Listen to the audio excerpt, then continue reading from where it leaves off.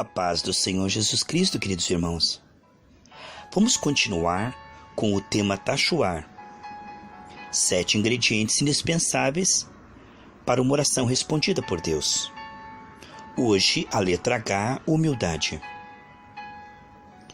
Tremendo, irmãos, a importância de resgatarmos a humildade e a simplicidade. Em 2 Coríntios capítulo 11, versículo 3, Jesus disse que se perdermos a simplicidade de vista, perderemos o Senhor Jesus e a real interpretação da Bíblia. Deus resiste aos soberbos, mas dá graça aos humildes. Como é importante, amados, mantermos pela graça a humildade e a simplicidade. Diante do Senhor, somos como crianças. Muitas vezes, a soberba da carne tenta nos colocar numa situação de sentir que já está pronto e ficar estacionado, retrocedendo espiritualmente, ficando paralisado espiritualmente. Em Filipenses 3, Paulo, que escreveu metade do Novo Testamento, diz assim: olha, eu não cheguei lá ainda, mas uma coisa eu faço. Sim, o Senhor Jesus disse: aprendei de mim que sou manso e humilde de coração. Nós vemos, amados, que a lente do coração, ela está suja desde a queda. E o humilde é aquele que anda debaixo do sangue de Jesus, no esconderijo do Altíssimo, dependendo, passo a passo, da graça. Humildade é grande sabedoria, porque recorre à graça o quanto é necessário, assim como nós recorremos à respiração e à batida do coração para continuar vivendo. É muito importante compreendermos neste mundo que vivemos, os últimos dias, a Bíblia diz que os homens serão amantes de si mesmos, orgulhosos, egoístas. Hoje vivemos um mundo individualista. Requer humildade para vivermos em comunidade.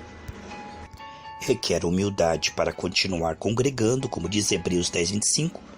A Bíblia diz em Mateus 24, 12 e 13 que nos últimos dias o amor de quase todos esfriará por causa da iniquidade. Ou seja, o mau testemunho, o joio, aqueles que causam escândalo, acabam esfriando essas pessoas, escandalizando essas pessoas. Elas acabam parando por causa dos maus testemunhos dos outros, quando na verdade cada um dá conta de si mesmo. É muito importante compreender que somente os humildes continuam perdoando 70 vezes 7. Somente os humildes reconhecem que também precisam do perdão de Deus, por isso são convidados pelo Senhor a amar e perdoar. A principal parte de continuar amando é continuar perdoando, porque nós falhamos e os outros também falham. E para continuarmos congregando e crescendo espiritualmente juntos, é preciso perdão um para com o outro. Isto é humildade. Vemos que o humilde, ele se dobra diante da palavra e diz amém, amém, sim Senhor. Ele não retruca, ele não contende com Deus e com a palavra de Deus. O humilde recebe como terra boa, ele acolhe, ele abraça, ele reconhece que precisa de restauração. Ele é um que reconhece que precisa de perdão, de mudança, de continuar no processo da graça. A soberba da carne fará com que a pessoa não perceba o seu pecado e não confesse e não se humilhe, e continua com legalidade apanhando o inimigo. Quantos soberbos que estão sofrendo e só se dando mal, mas aqueles que se humilham compreendem tudo.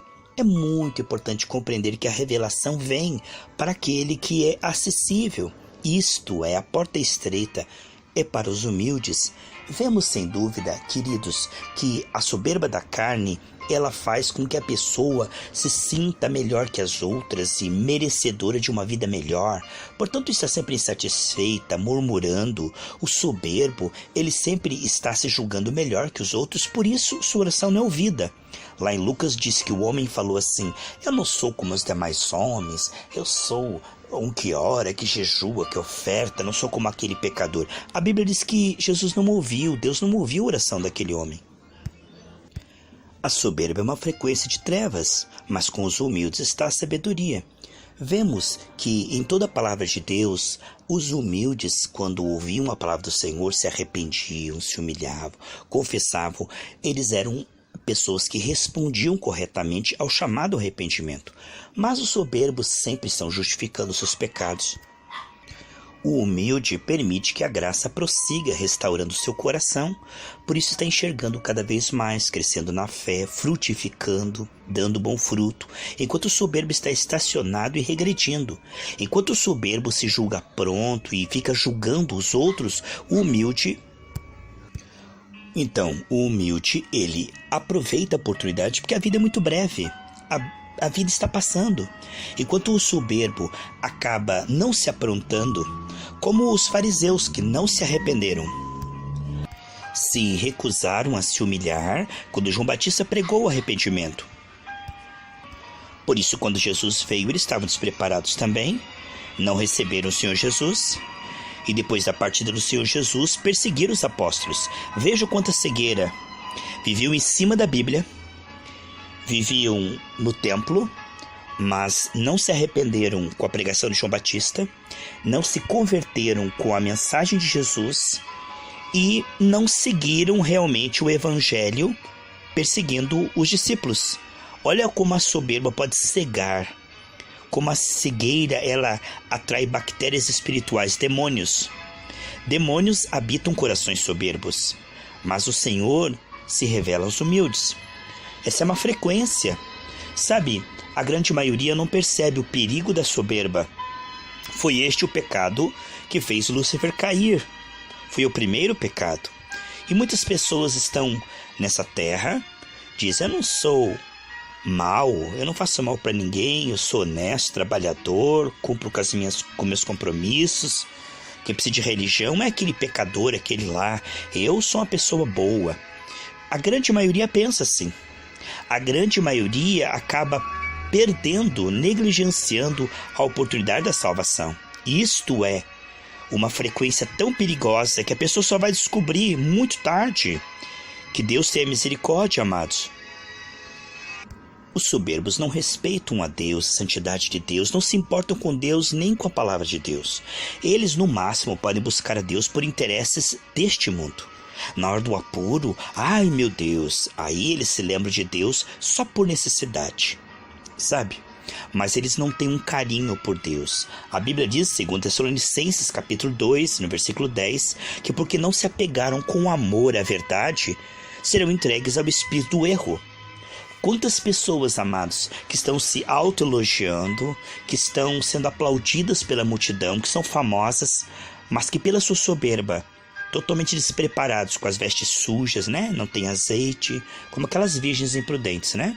Vão chegar diante do Senhor e descobrirão que a sua vida foi uma fraude, uma vida perdida, né? Pois o que adianta a fama, a riqueza, o que adianta sem Jesus no coração é uma grande derrota. O soberbo não vê necessidade de se arrepender, não vê necessidade de perdoar os outros. O soberbo não vê necessidade de congregar, de cooperar com a obra missionária. O soberbo vive para si mesmo, no seu egoísmo e no seu orgulho. O soberbo, ele não valoriza as coisas santas, ele valoriza as coisas profanas que dão prazer à sua carne. De maneira que ele passa por essa terra como uma sanguessuga, apenas pensando em si, na sua carne, no seu prazer. Ele é como um aspirador de pó, né? Não é como um regador. Ele não tem generosidade, ele não tem compaixão, ele não tem misericórdia da falha dos outros, né? Porque o soberbo, ele acha que todo mundo é pior que ele, todo mundo pode ser julgado, criticado, desprezado e perseguido. Só ele é o bom, né? Aos seus olhos ninguém escapa, da sua língua ninguém escapa, ninguém presta, ninguém vale nada, em tudo ele vê defeito. O soberbo, ele não tem um coração temente, né? Por isso ele não sabe ver como Deus vê. Ele não consegue. Veja que os fariseus queriam apedrejar aquela prostituta e Jesus disse, quem de vocês não tem pecado? E aquela mulher foi lá e trouxe toda Samaria aos pés do Senhor Jesus. Era uma missionária 1000 vezes melhor que aqueles religiosos. Eles se julgavam tão bons, mas eram imprestáveis para toda boa obra. Eles se julgavam tão melhor que aquela mulher, mas ela se arrependeu, ela se converteu e ela trouxe uma multidão aos pés de Cristo. Enquanto aqueles religiosos não produziam produziam nada, passavam a sua vida criticando todo mundo, desprezando a Bíblia, o Senhor Jesus Cristo, né? E a vida estava passando, e eles se achavam os melhores. E eles se autoelogiavam, se viam com lente de aumento e desprezavam a todo mundo. Veja como que é a vida, amados. Os valores espirituais são tão diferentes, a forma como Deus vê, né? Isso é que realmente importa, porque todos nós vamos dar conta diante de nós, diante de Deus. Então isto é que é sério. Que Deus te abençoe em nome.